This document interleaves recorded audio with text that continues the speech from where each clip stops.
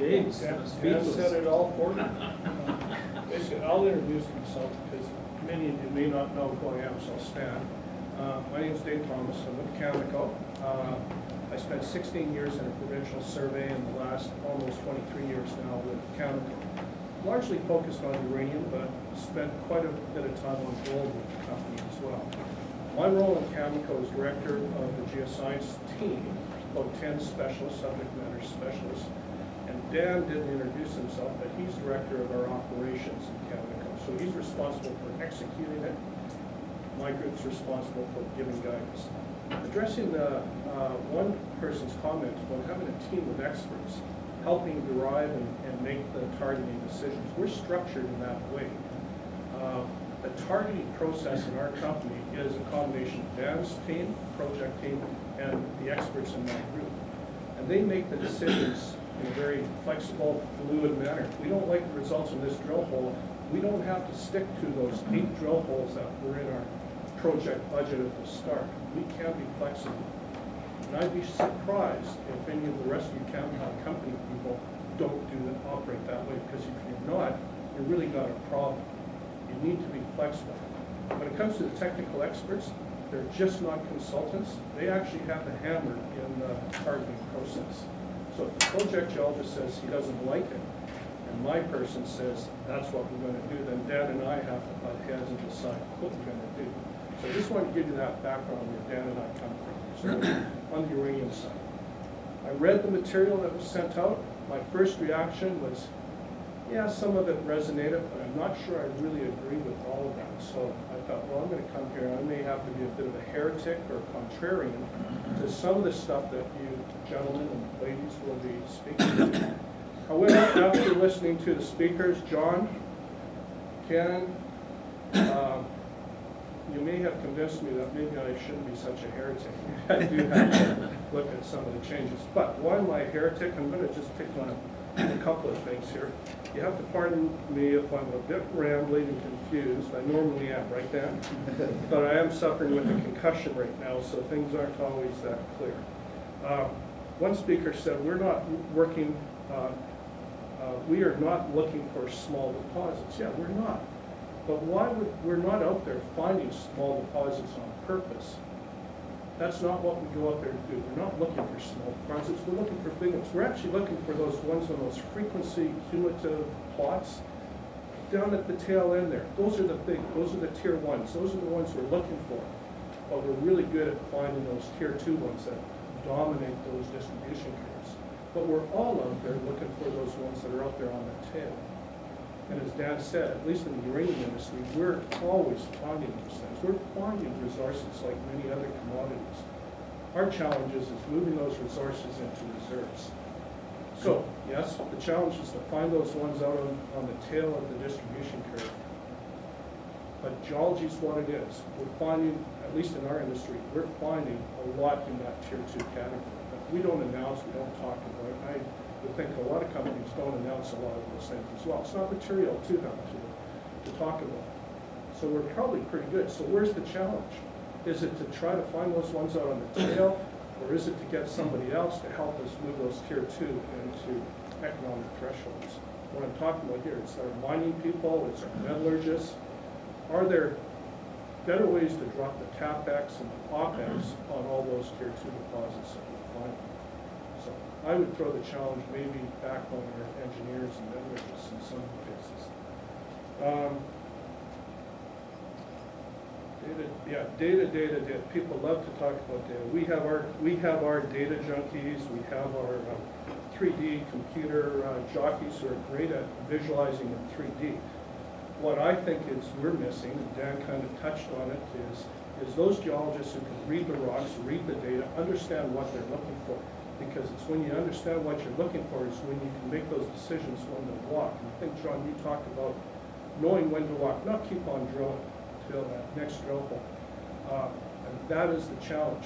The data junkies, will light up. The data will light up. You can 3D model it, but you still need to have that internal expertise to say, we're not drilling another hole here. And that's really comes from that deep experience, knowing what you're doing, know what the footprint looks like. What is that economic footprint that we're looking for?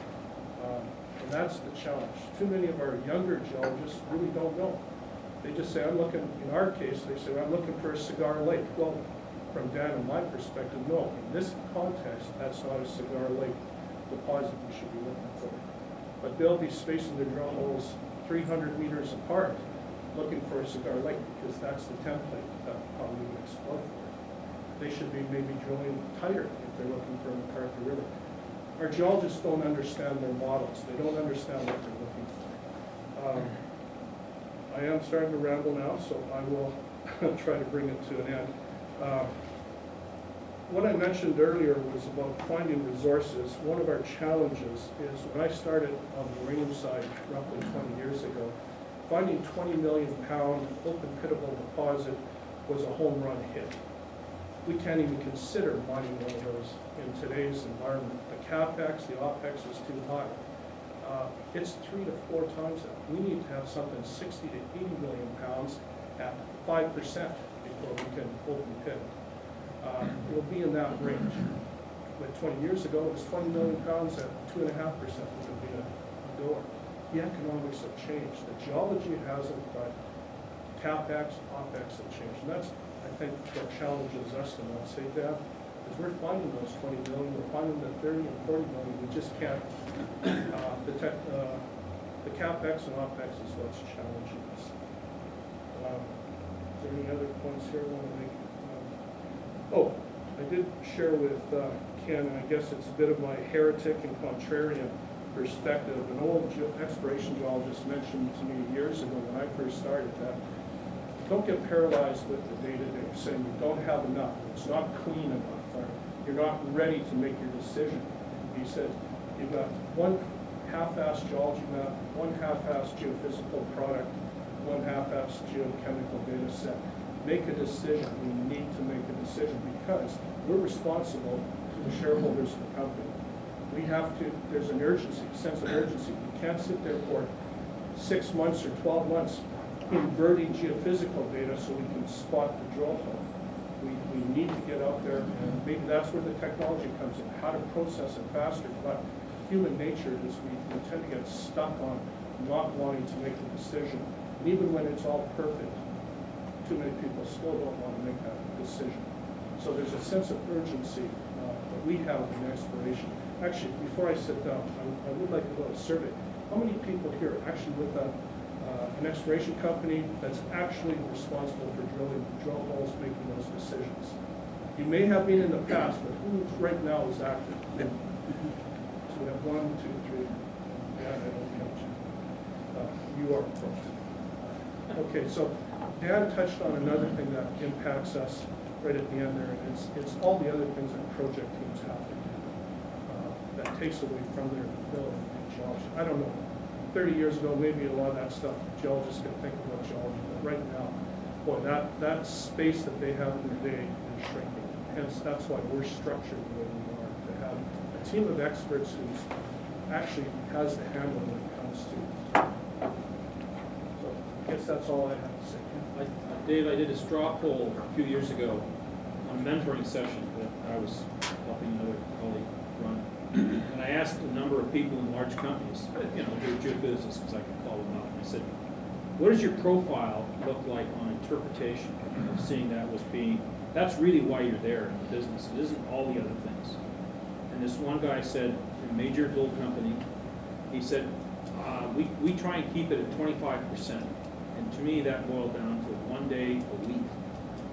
And given the sort of projects we have, what can you do in 1 day a week? Because all those other things that they have to do take priority. Problem, health and safety, going to IAGSA meetings, all those other things. Control your destiny, and then you're left with that 1 day a week to do your real geoscience job. And it's smaller now, I would say. It's smaller. So anyways, thanks, Dave. Okay, thank you. Thank you.